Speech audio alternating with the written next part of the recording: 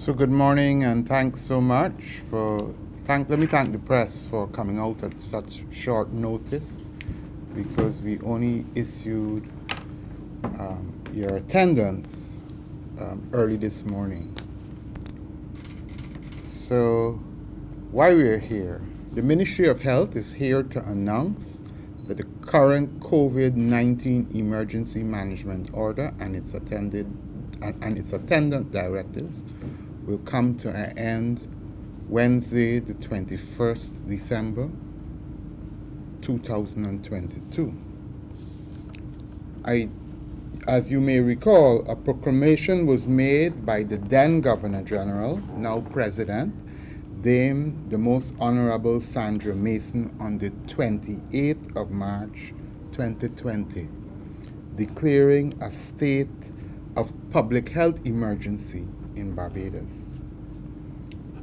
Subsequent to that, there was an emergency management COVID-19 order. There was an emergency management medical practitioners order, emergency management COVID-19 medical laboratory technicians order, and the emergency management COVID-19 nurses order, which permitted Cuban medical professionals to practice in Barbados. We also had other pieces of legislation, including emergency management COVID-19 curfew. This was ended in February of 2022. And most recently, we had the emergency management COVID-19 protocols and directives.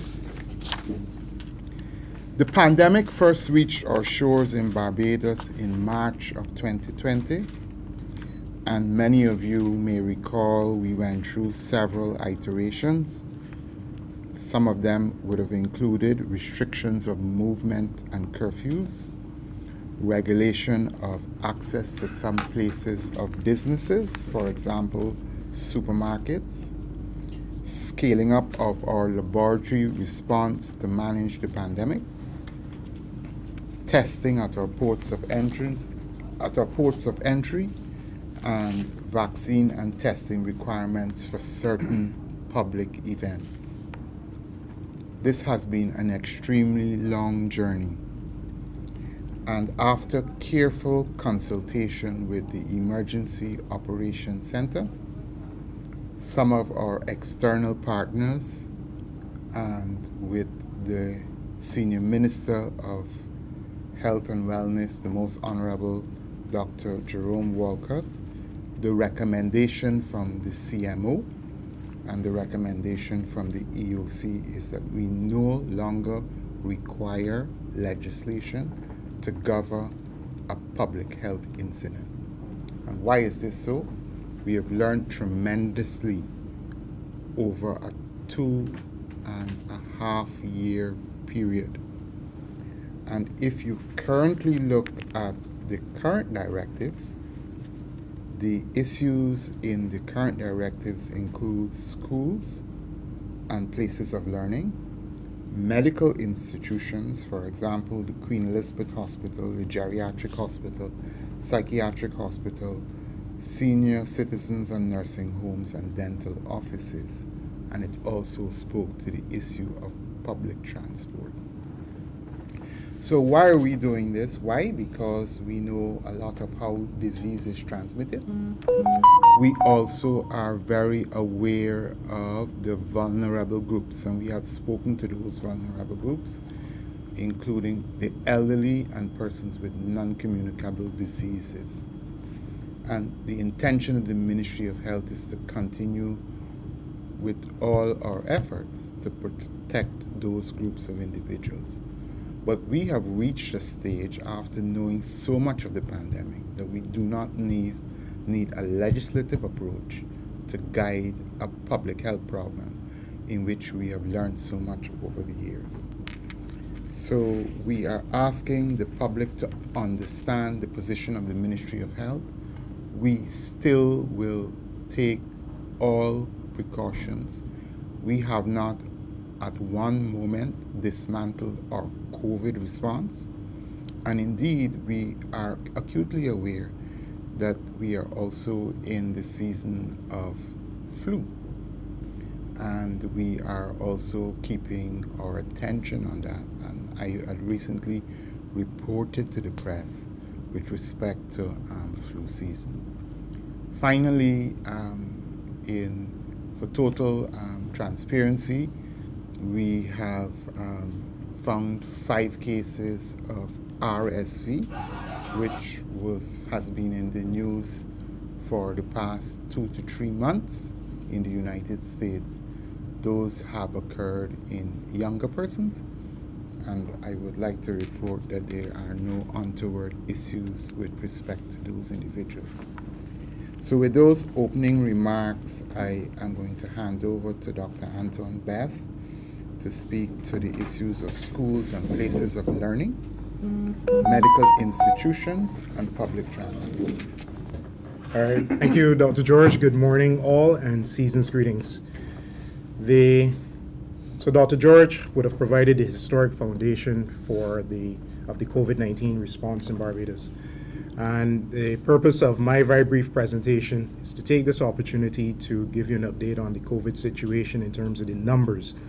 So when we look at the global setting, we do see that the incidence of COVID-19 globally has been stable, and in fact has been increasing slightly in the Americas and in Europe over the last couple of weeks. The Omicron sublineages that we see circulating globally remain BA4 and BA5. There are many different sublineages of those lineages, but overall it is still Omicron, bearing in mind that we would have started off with the ancestral variant, then we went to the Alpha, then the Delta, and with the advent of Omicron, we knew that we were going to get very high numbers of COVID cases globally and locally. And we have been seeing that, and of course the virus continues to evolve in very small ways. But the good thing about Omicron, if you can say that there's a good thing, is that it has a very mild clinical presentation, and the mortality associated with Omicron is considerably lower than what we would have seen previously. So we've been dealing with Omicron for almost a year, and we continue to see those cases. Dr. George would have also alluded to what we are calling the triple-demic. So we are seeing cases of influenza and RSV globally, and what we see globally is also being mirrored in the national situation. So let's just take a look at what we saw in Barbados up until the 18th of December, just up until 3 days ago. So there is a slight increase in the COVID-19 cases in terms of the numbers of new infections, in terms of the positivity rate. In the week, the 12th of December to the 18th of December, we diagnosed 318 cases, and that was compared to 317 cases in the previous week. So for all intents and purposes, essentially stable with slight increases. The PCR testing for COVID has decreased, and we do expect that because less people are coming forward to be tested when they're symptomatic. Of course, we don't want that. We want to always maintain the best possible understanding of the COVID situation in Barbados. And for that to happen, we need people to come forward and be tested. When we look at the proportion of positive PCR tests in Barbados, we see that the current positivity rate is 22% in that week that I mentioned earlier, compared to 20% the previous week.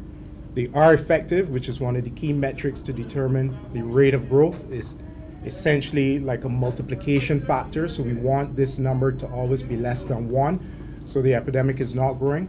But we are seeing that they are effective is just over 1. So the epidemic has been growing over the last couple of weeks.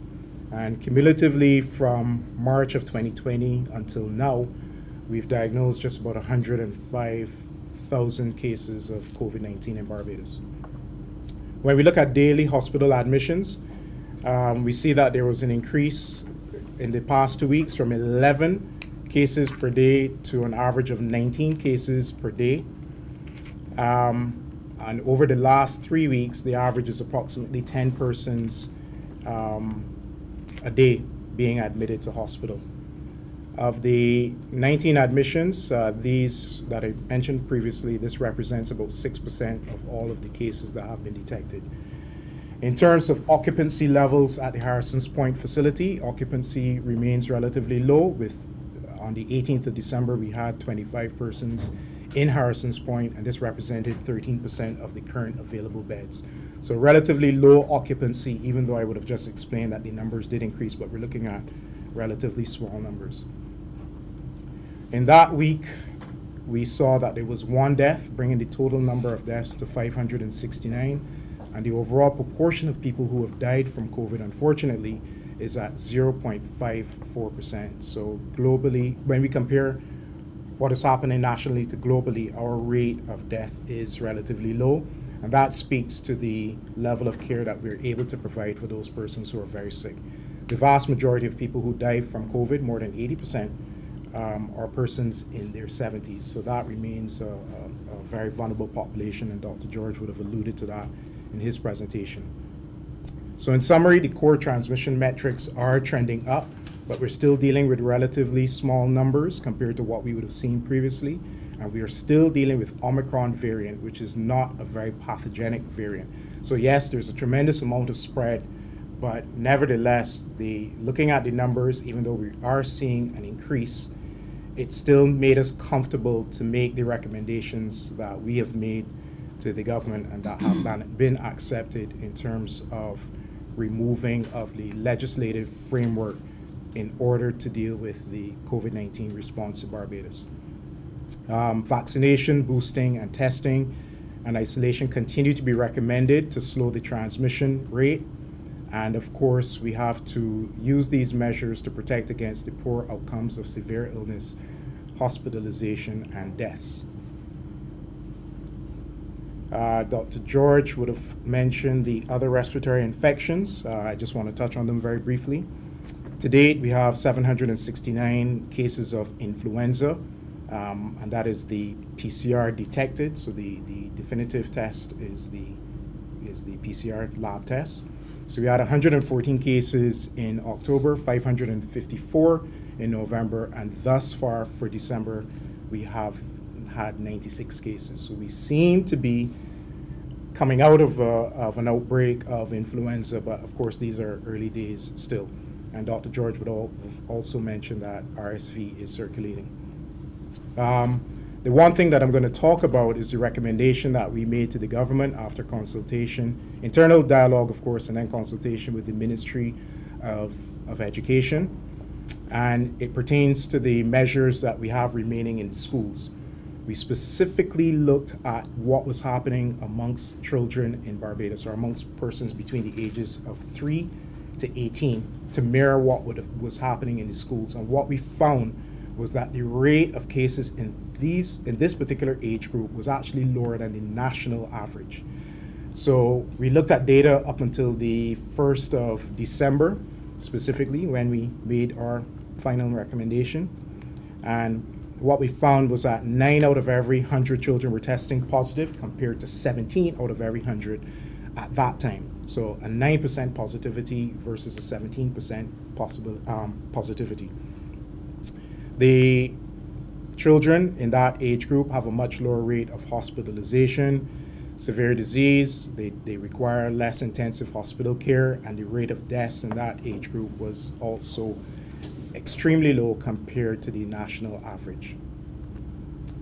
The Omicron variant continues to circulate within that community, and that is what is happening nationally. And what we found when we looked at the data from the beginning of the school term in September is that the resumption of in-person teaching did not drive an increase in cases compared to previous school terms. We are seeing cases in persons in that age group, but we believe strongly that it is household transmission and social transmission and transmission in the community that is explaining the transmission of COVID in this particular age group. And it's also important to appreciate that over the last few months, children between the ages of 5 to 11 have now had the opportunity to be vaccinated, because we did finally obtain access to the Pfizer vaccine for the pediatric population. With those few words, I hand over now to my, sorry. So the Ministries of Health's position has always been a shift towards the state knows it all to personal responsibility. And I think that the recommendations are as such. Children are not a driver of the pandemic in Barbados, and the risk of transmission within schools remains low. Therefore, with respect to mask wearing will no longer be mandatory in schools. With respect to public transport, mask wearing will no longer be mandatory on public transport. However, I encourage Barbadians, particularly persons who fall into vulnerable groups, to always use the recommended protection that we have told you about for several years. These include mask wearing, not being close to individuals who you do not know, and obviously knowing and agreeing to be vaccinated as an added measure of protection.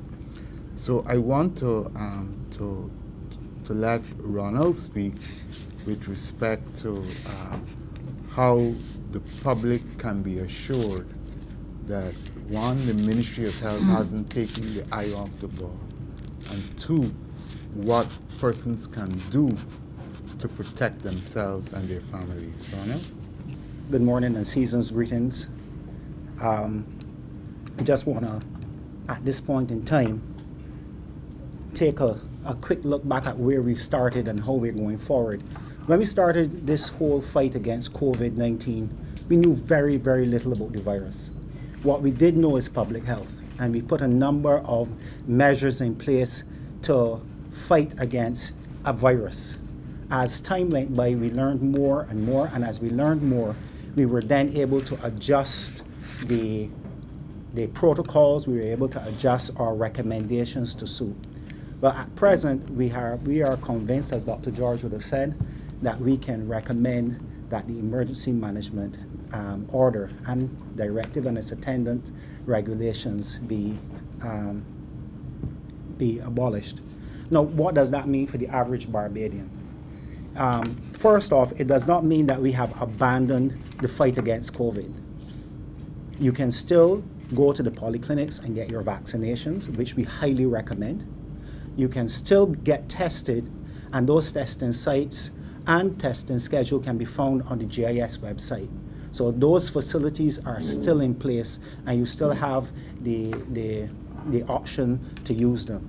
Now, what we are also recommending is, and this is, although the directive is gone, this still stay put in place, is that if you have been diagnosed with COVID, you are still required to isolate, and your isolation period is still 7 days. You may return to work after that, but for the following 3 days, you're still required to wear a mask at the workplace. Now, this is good public health practice, and this remains in place. So, for those persons who feel that they may be ill, they may be, as I've said before, they may feel as though they're having a cold, the flu, or they may be experiencing symptoms of COVID. It is our recommendation, our recommendation, that you put on a mask, that you ensure that your hand hygiene is up to scratch. If possible, physical distance from those around you, and take the responsibility that says, I'm going to be my brother's keeper. So we want to be able to take those things into consideration. Now, I know it has been said that we may be done with COVID, but COVID ain't done with us. I want it to be said that the Ministry of Health is by no means finished with COVID.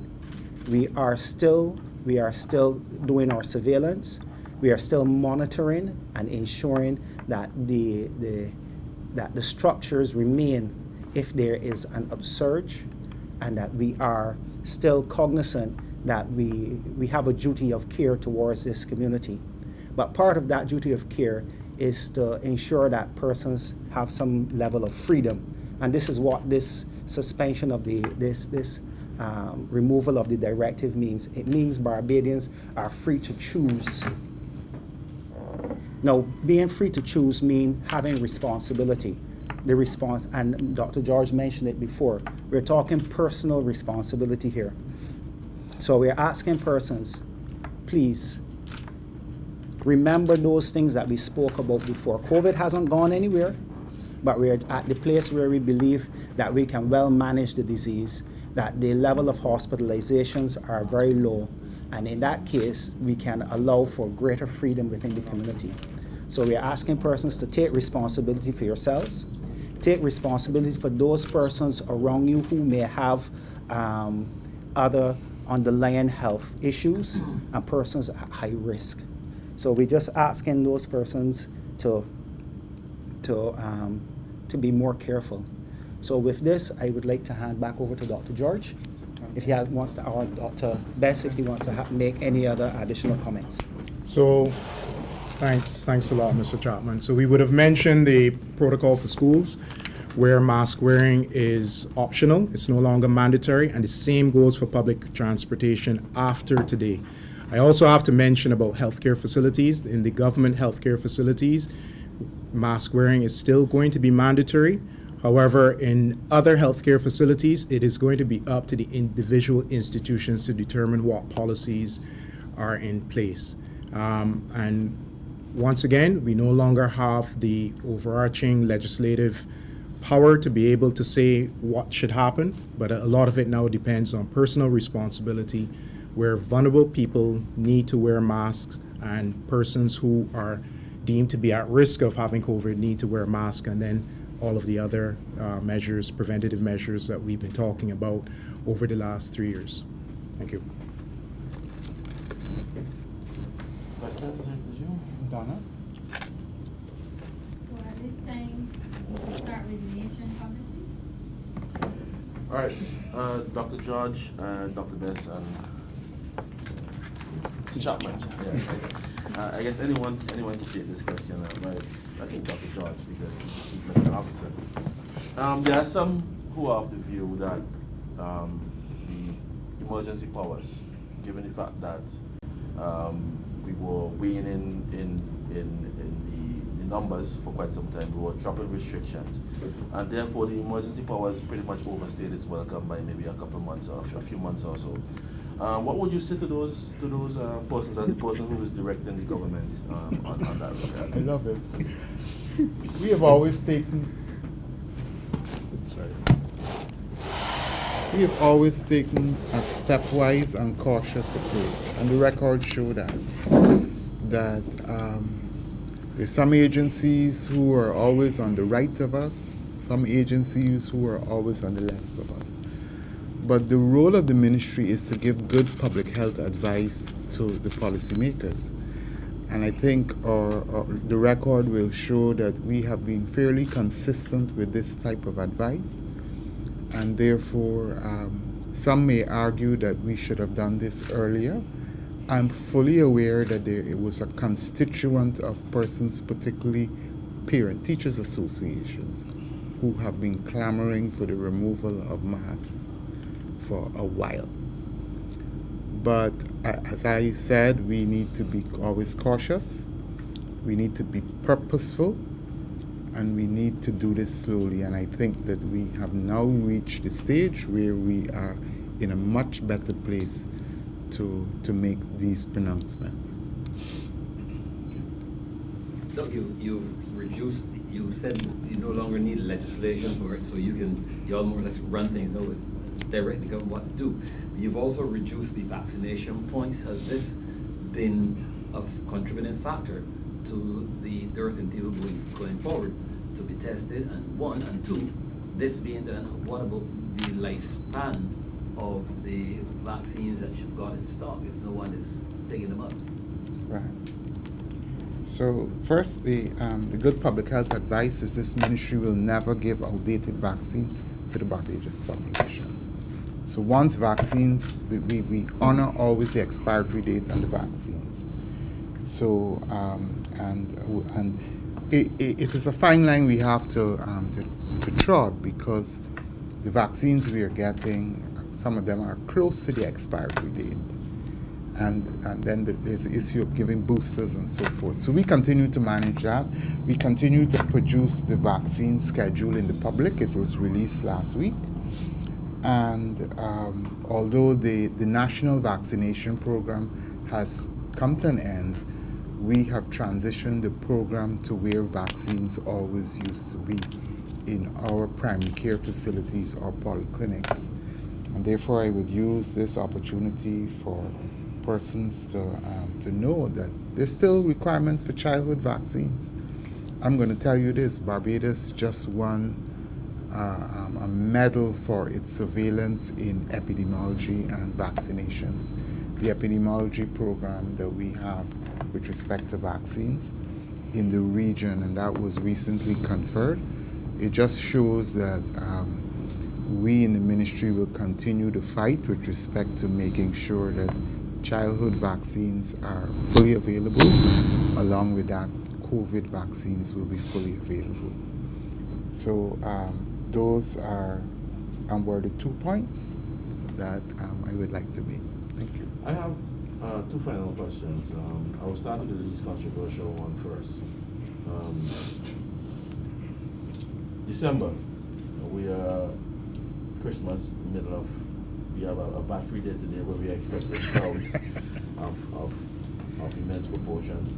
Are you concerned about the possible uptick that is going to result from? The answer is yes, we are concerned. But I am concerned. But at the same time, legislation couldn't stop that. So, I am concerned because in this Christmas season, people are going to take a lot of chances, a lot of parties, people shopping like crazy. But I think that I'm going to be very straight with you. We intend to, we predict that we may see an uptick after the Christmas season. We predict that. However, I would like to assure the public that first, they can take the preventative measures, and secondly, the Ministry of Health will have the response to be scaled up, not using legislation, but we will have a response to scale up with respect to the rising cases after the Christmas season. I don't know if Anthony wants to add that. Nothing more. The only thing I would want to add to that is that I just want to, sorry.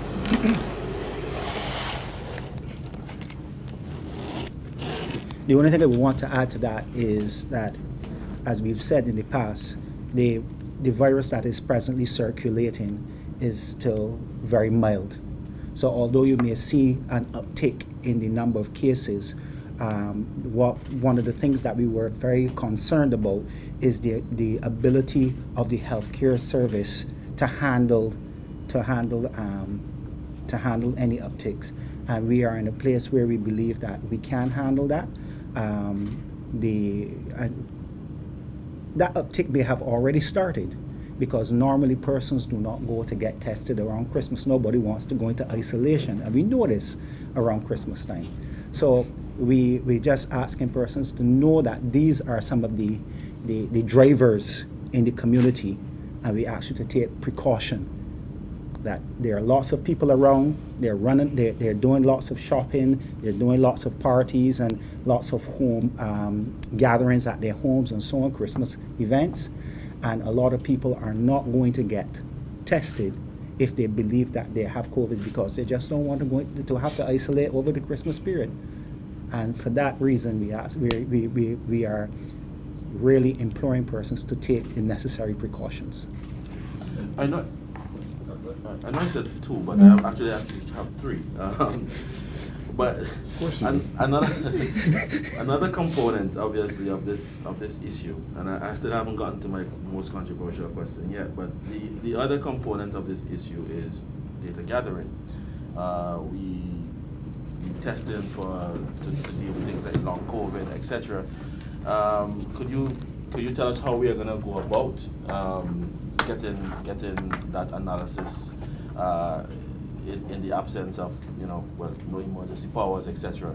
How are you going to go about getting that data and analysis as it relates to long COVID and these other issues? So you're specifically asking about data gathering? Correct. And COVID and long COVID? Correct. Right. So since March of this year, we put forward a proposal to address long COVID. Please appreciate that there's still a lot that the world doesn't understand about long COVID, and every single day there's a little bit more that we're understanding. And long COVID essentially is what happens after someone has had COVID. So it's the better term is actually post-COVID syndrome. So we have a definition for it, so we know what we're looking for. We also have a surveillance plan to be able to detect the number of persons who have long COVID.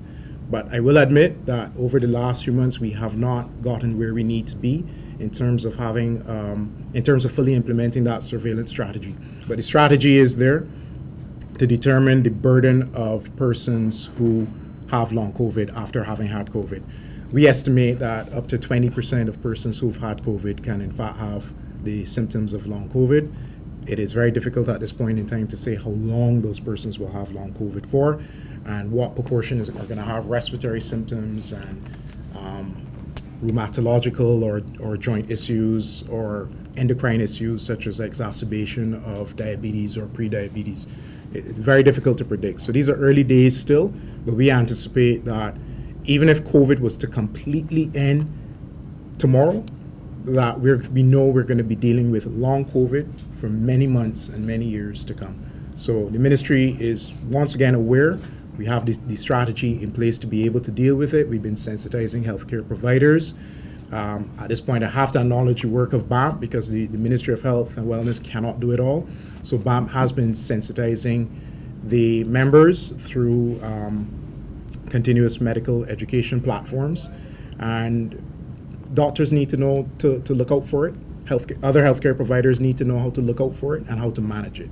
So we've been working on that. So I mentioned that we continue to manage this situation, and we continue to have Operation Center meetings very, very regularly on the matter of COVID. And two things the public will need to know. We continue to specifically monitor levels of infection among all security services in Barbados. I find that's a good temperature of what's happening in the country. For example, we have no cases at the prisons. This Barbados Defense Force and the Barbados Police Force are fine at this point in time, very sporadic cases. And I continue to get daily reports on COVID testing for the day before. So we continue to do our surveillance, and our team continues to write reports which are shared with our partners. You said the national mean is at 90%, the gauge down to 7%. What kind of elbow room do you have at this stage, given all that's going to be happening today and the rest of the Christmas period? Are you comfortable with what you have to play with in the event of us, or to prevent a spike? So if you're talking about the positivity rate, I actually said that the current positivity rate is around 22%. 22%. So it's at 22% up from 20% the previous week. And the week in question that we were looking at was the 12th of December to the 18th of December, so up until 3 days ago. I think you're calling the numbers that I would have mentioned in the schools. The analysis that we did was at the beginning of December, so just about 3 weeks ago when we did analysis to put forward our argument to the Ministry of Education and to the government, to the cabinet. That's when we realized that the positivity rate in school-age children was 9% versus 17% at that time national, right? What's going to be in the Christmas period? Right. Are you comfortable given we're extremely comfortable. We know right now there's an uptick of the number of cases. So based on the previous discussion that we were having, we know that the numbers are going to go up. What we can do is to try to reduce the impact of the numbers going up and the things that we don't want to see. We don't want to see people ending up in hospital, and we don't want to see deaths. When we look at the data, we're seeing that it's the most vulnerable populations that these are persons older than the age of 70 and persons who have chronic diseases that are most vulnerable. So we are talking to them through this means and other means. Please protect yourself. Still wear masks if you have to go into crowds, if you have to go to supermarkets, if you have to participate in shopping like today. We're encouraging those persons who are particularly vulnerable to wear masks. We are still seeing people who don't have to wear masks wearing masks because they know they have to protect themselves. Wearing masks is just one of the many strategies that we advocate. We want people to be vaccinated. We need people to be boosted. We need people to be mindful of hand hygiene. So the use of soap and water, hand washing, and the use of hand sanitizer is also highly recommended. You're hearing of what's happening in China and the world's village now. Are you preparing how you're taking any of this through? You've got to be taking this into consideration because this is something big that's happening down there. They say when them folks sneeze, we catch the cold. So just remember what China did over the last 3 years compared to Barbados and the rest of the world. China had a zero COVID policy, and they're now at the stage where they are possibly saying, well, you know what, the zero COVID policy is not sustainable. I think we got there quite some time ago. So what you're now seeing happening in China is a result of nobody being previously exposed to COVID. So they have a very, very vulnerable population in terms of the immunity that one gets from natural infection, because there was very little COVID circulating due to all of the very stringent measures that are in place. Please appreciate, and Dr. George would have mentioned this, there are public health and social measures that we have employed from March of 2020. The public health and social measures employed in China were as harsh as possible. The World Health Organization has always said, pay attention to the level of tolerability that your community has. Because when you have curfews, when you restrict movement, people get agitated. There are cons to having these public health and social measures.